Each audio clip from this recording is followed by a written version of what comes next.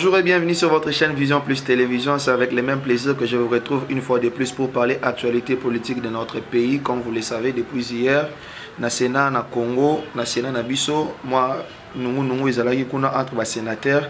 Bon, mon vidéo est comme presque virale et je vous laisse suivre d'abord cette vidéo. Nous revenons tout de suite après.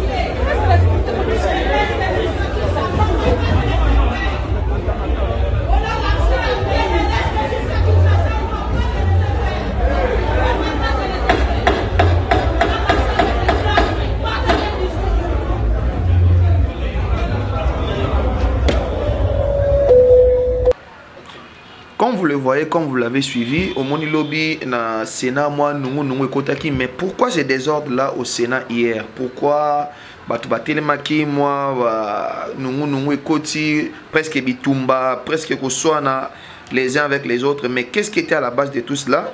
Tobé Tabino, moi, chronologie, ma camoneng et les gars qui, depuis hier, il fallait, ils avaient une session extraordinaire dans le Sénat congolais. Et c'est là qui est quand même et pas président de la chambre basse du parlement au Babengi le Sénat Alexis Tambwe Mamba. Mais qu'est-ce qui s'est passé? Azouaki notification mon la cour de cassation et pour que ba tabler sur la déchéance et à bureau. Il fallait inscrire il y a un ordre du jour P y à Boyaki. Mais le col à Boyaki, il y a de ces sénateurs qui sont pour l'union sacrée. Et les sénateurs contre l'union sacrée, ça veut dire que FCC ou baboya qui validé et loko alors et bien nous presque que soit na ba misuku to bazol bagete babunda ikuna na kati. Mais pourquoi alors Tambwe Mamba refuse ko azoboya comment azoboya ko inscrire et loko na ordre du jour? On ne sait pas pourquoi, parce que on sent que tout autour de Tambwe Mamba l'étau est en train de se resserrer. Vous allez vous comprendre ensemble avec nous qu'après Koko Issa Janine Mabunda, après Koko Issa Ilunkamba, Tambwe Mamba était la seule tête où il y a FCC. Et vous savez qu'on ne peut pas gouverner à demi-mot, soit au gouverner Mobimba, soit au gouverner Nanda Mouté, soit au gouverner Mobimba, soit au gouverner Té. Alors qu'au gouverner surtout, Félix Tshisekedi, il se sentait très en insécurité. Comme on a que Tambwe Mamba, Azalawana, le premier candidat à cas, il y a indisponibilité à Félix Antoine Tshisekedi Chilombo, notre président de la République. Ce qui a été le premier candidat pour nous place, c'était Alexis Tambwe Mamba. Sachant que Makambo Ebele déjà était Maki Nasima, il y a des Nabiso, Papa Nabiso, Alexis Tambwe Mamba, entre autres Makambo Sénatrice Goya. Oh, bah insulte Bimaki, entre moi, Makamuna et les cas qui kuna pona Makamba 7 millions, où il fallait réflexionner enceinte il y a Sénat, na Makamusu belé dossier musu pe internationaux pe vendre les colonnes entre autres Makamba terrorisme, oh bah bataki avion, oh y a revendikaka, donc Makamumu est belé dossier belé et kangaki papa na biso oyo. Mais à cela ne tienne et c'est là qui n'a a démissionné n'engalobaki, il était prêt à laisser si le sénateur retirait sa confiance, leur confiance et pas à sa personne. Mais on a compris que après il est en train de vouloir s'accrocher. Il est en train de vouloir s'accrocher. Voilà pourquoi lobby ezaki moi nungu kuna, mais lelo déjà makamu déjà ezobeba déjà déjà yakobeba eza yakoinda. Pourquoi? Parce que le secrétaire général du Sénat a bengi sénateur, il a convoqué une plénière pour l'installation du bureau d'âge. Donc, tu comprends que le schéma où ils allaient qui bosso et pas Naka et Janine Mabunda, c'est le même schéma qui est utilisé aujourd'hui. Donc, l'élo à partir de l'élo, sénateur bazawana na plénière, invité na plénière pour l'installation du bureau d'âge Tolingate, déjà papa Alexis Tambwe Mwamba, Bayo, donc il est déjà sortant, il est partant. Et bureau d'âge Moutou, ils ont continué à expédier affaires courantes jusqu'à l'installation. Il y a bureau définitif, où il y a très prochainement. Alors, Tolingato Loba, ça c'était le premier sujet. Le deuxième sujet, Tolingato Loba, sur le dossier Matanta Pogno. Néotoloba qui est dans un état de droit, il n'y a plus d'intouchable. Après les dossiers, où il y a 100 jours, où il y a Vital Kamere, où presque il y a 200 millions de dollars, où il y a Bima qui n'a 100 jours. Les Losikoyo, dans la ligne de mire justice, il y a l'ex-premier ministre qui s'appelle Matata Pogno, Augustin. Il y a au moins 9 chefs d'accusation, Oyo, Bazo, premier ministre Nabiso Matata Pogno. Je vais essayer de vous lire les 9 accusations où ils ont pesé sur l'ancien premier ministre après Vital Kamere. L'ancien premier ministre, il faut éclaircir justice sur 9 dossiers. Le premier dossier, Matata Pogno doit justifier l'utilisation de 70 millions de dollars ayant servi pour la campagne agricole 2012-2014. Bapesa qui 70 millions de dollars, mais campagne agricole wana et botanini et salanini mbongo et kenda wapi, on ne sait jamais to momona baba mbongo o ezaki awa et o isalaki et servaki na boye 70 millions de dollars, c'était le premier dossier o ekangi et bazola de la Matata Pogno. Le deuxième dossier, c'est Matata Pogno doit venir justifier l'utilisation de la somme de 400 millions de dollars de la Banque mondiale attribuée à l'achat des locomotives de la SNCC. Dans le dossier, Oyo, Pepe Nabiso Ilukamba, il n'est pas na kati po zaki chef ya SNCC. Mbongo Oyo Boy et Bimaki na Union na Banque mondiale 400 millions de dollars pour SNCC ezonga sika to monika ka awa moi quelques locomotives ba tieli biso ba tiaki ba couleur 400 millions de dollars ango emi volatiliser boye lelo ba locomotive nyonso ezongi na état nango ezaki na 1998 biso soyebi solo ango mais 400 millions de dollars ekenda wapi justice sanya mona clair na sujet wana. Le troisième dossier au Matata Pogno et Sengeli aya apesa ba éclaircissement pe a justifier. Matata Pogno doit venir justifier l'utilisation de la somme de 50 millions de dollars sortis du trésor public pour l'installation de la fibre optique. Fibre optique, bisons tout le monde qui a tout na RDC fibre optique et côté enfin connexion et cause à la fluide enfin makambo la bien. Nous sommes dans l'antique, les nouvelles technologies de l'information et de la communication. Mais on sent aujourd'hui que Epa Nabiso Tilelo, le forfait coûte cher, la communication laisse à désirer. Makamunyo Soana a pris en otage, et pas quelques particuliers, télécom particuliers. Mais 50 millions de dollars, oh, pesa Matata Pogno pour l'installation fibre optique et Kenda Wapi. Ça, c'est le troisième dossier. Le quatrième dossier, Matata Pogno doit venir justifier l'utilisation de la somme de 140 millions de dollars du projet Bukangalonzo. 140 millions de dollars. Papa Matata Pogno le loko m'a donné des leçons à ceux qui biso Oyoko Simba 140 millions de dollars à Bukangalonzo ti le loto yebite et salanini. Eza tombeau blanchi. Libanda ba betela biso ba louange Bukangalonzo enfin les Congolais vont manger bio enfin Kinshasa sera servi tokolongo na boumbu ya ba importation enfin nous allons consommer congolais parce que c'est possible de consommer congolais parce que ce qu'on tali bien vers les années 97 98 99 na état de guerre quand Yamaka c'est elesa Kinshasa oyo avec les cantines populaires donc Bukangalonzo ba tiango balobi kete Bukangalonzo bazo fungula tous les Kinois, tous les Congolais, bazala qui enfin compta ba moni kete makamwana ba cantine populaire et kozonga, tout le monde par-ci par-là bâtir biso wa boutique Bukangalonzo et après plus rien. Nzoka 140 millions de dollars et kota ki kuna lelo ba tracteur et comment pas particulier, ba piné de réserve et comment pas particulier, les loto yo kakoto yo boye na landa kango pande na biso moko confrère na biso moko na ndilanga Patrice Kité bikoto ba kuti ba tracteur ba kuti ba 14 ba Jeep 4x4 banani donc ba juna bango o ezaki makambo à l'état ba kaboli yango comme cop privé 140 millions de dollars pe ba pesa bango porté disparu. Le cinquième dossier, Matata Pogno doit venir justifier l'utilisation de la somme de 26 millions de dollars pour la réhabilitation du palais du peuple.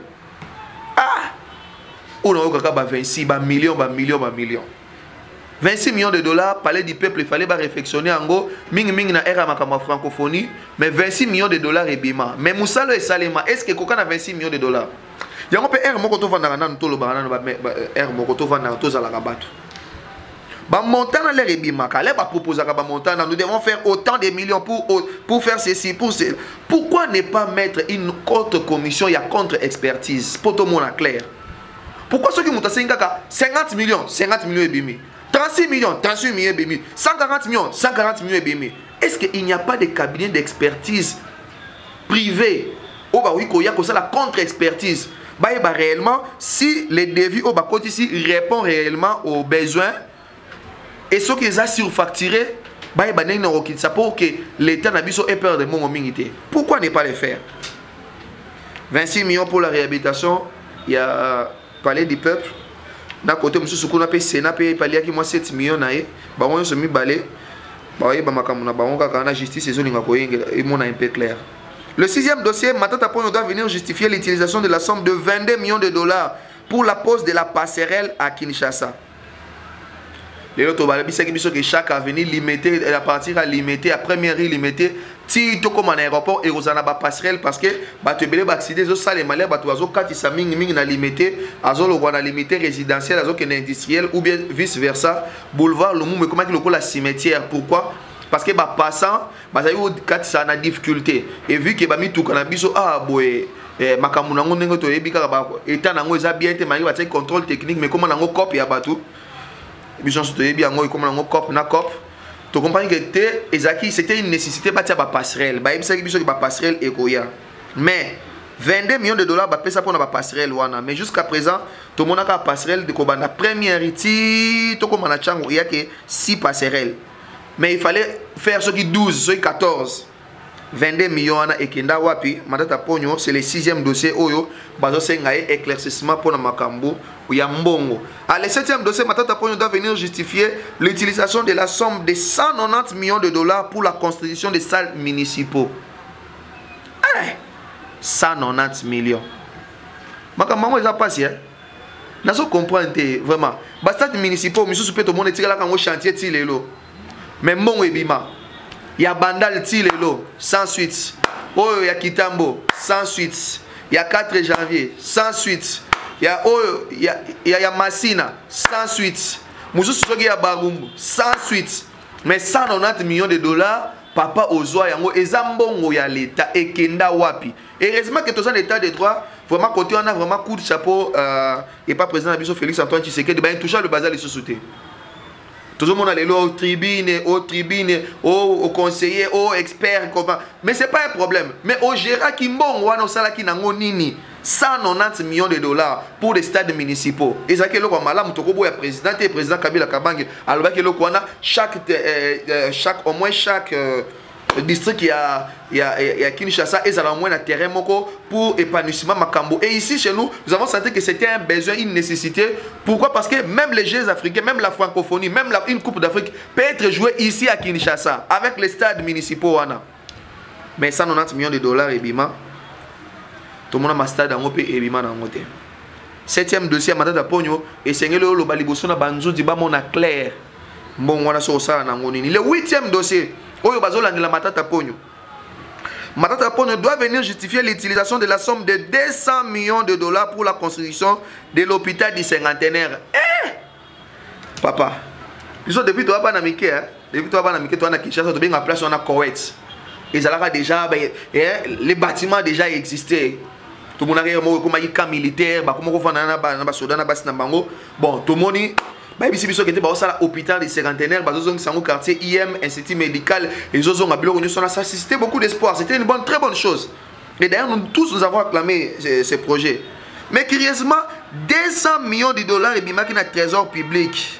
Ndeko Matata Ponyo premier ministre. À notre grande surprise, Tokanisa qui était hôpital du cinquantenaire et ça hôpital et à l'État. Mais aujourd'hui, on a compris que cet hôpital c'était un hôpital privé. Si pas privatisé. Indien, on a vu notre ministre ici de la Santé se faire gifler par un médecin, soi-disant médecin indien. Pourquoi? Parce que Babomi Moutou, on le bâti aïe, perfuser sérum, bâti formol, Moutou Akoufi, ministre de la Santé aïe, allo bâti médecin indien, on a giflé, administrateur, on a giflé. Pourquoi? Parce que biso de comme biso logoté congolais logoté donc on ça la nyo solingi hein On ne sait jamais. Mais 200 millions de dollars, il y a Congo. 200 millions de dollars, il y a Congolais, il y a maman à Tekakana coin, il y a étudiant à Bima, il y a Mongo, il y a Mabele, Nabiso et Bima, pour que l'hôpital wana est à l'hôpital miroir ya Mboka. Pourquoi pas il y a Centrafrique et Afrique centrale. Mais curieusement 200 millions de dollars et Bima sans suite surpris à notre grande surprise que Mbongo wana et Zaki na Mbongo ba particulier. Mbongo Bima qui à l'état ba Kaboli ba damela na bango mais Mbongo oye Bima qui pendant ça la Moussa Zaki na Mbongo ba Indien ba vendeli bord lelo hôpital du cinquantenaire biso stoye Bima kama ndenge ile kakuna c'est un bien privé. Donc, matata pogno 200 millions de dollars et bimaki. Kene liboso banzundi, olo basoki 200 millions de dollars ana osayela ki yango nini ezambongo ya l'état. Oto lo bate to kobanga ko lo bate to zo lo bande po ezambongo ya l'état. Ezambongo ya mabele na biso, ezambongo ya nkita na biso. Ezalaki musalo za ko sala nous avons beaucoup de respect to ko finga yote mais tozo lo bande makamu na biso osalela ki mbongo yango nini. To mona clair. Vital Kamerhe bakangi 20 ans de prison, il est là makamboza prison délibéré, mais tu éviter à salir recours sur que les kanengeni mais jusqu'à présent à la qui biso preuve que alia kimbongonate Vital Kamerhe directeur il y a cabinet à président à Keboloko. Ce qui est pour Keboloko tout le monde qui était monya mozali na kati okepe boloko ma BP zate ezaka po mboka etombwama ce qui te moni clarté. 9e dossier à Souka oyo bazo lande qu'on a biso Matata Pogno docteur Matata Pogno doit venir justifier l'utilisation de la somme de 198 millions de dollars pour la construction de 1000 écoles à travers les pays.